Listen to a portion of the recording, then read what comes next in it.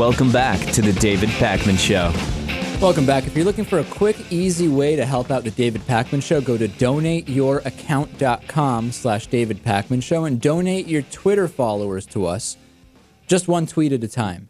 The war on women, contrary to the imaginary war on Christmas that we've been hearing so much about, the war on women is actually real.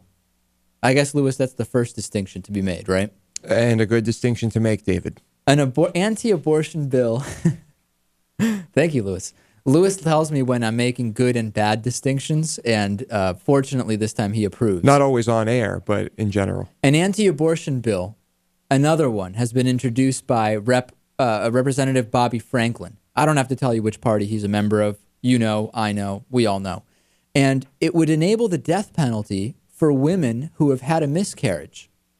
Okay? If his name sounds familiar, Bobby Franklin, it's the same guy who wanted to change the term rape victim into rape accuser. So that should give us a little bit of, what's the term, context and perspective? A little background.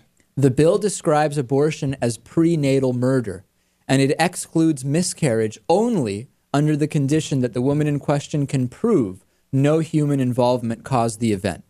This is completely bogus, Lewis. How could you possibly prove a negative? Okay, we hear about this all the time. Lewis, you have never proved to me that you've never been on the moon. You've never proved it. I mean, I've never asked you. We have no evidence indicating either way, but you haven't been able to prove that you've not been on the moon.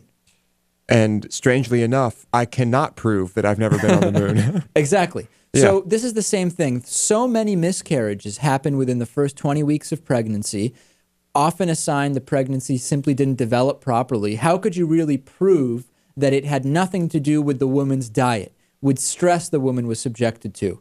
Any number of different things. Not that we even need to explain the ridiculousness of exactly. the bill. I'm playing along simply to buy in and dispute the letter of it, but the spirit of it is completely absurd. And I was thinking, if we're going to do this, I might propose another bill. Let's have the death penalty for masturbation. Because if we're talking about prenatal killing here, Lewis, we're talking about genocide. I suppose you're right. Would you support a bill like that?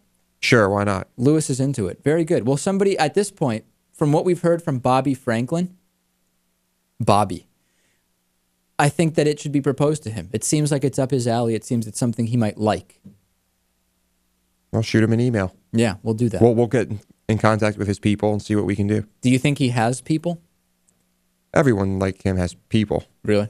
You don't think he's got at least 2 people, 3 people? I guess Bobby Franklin might have people. I don't know.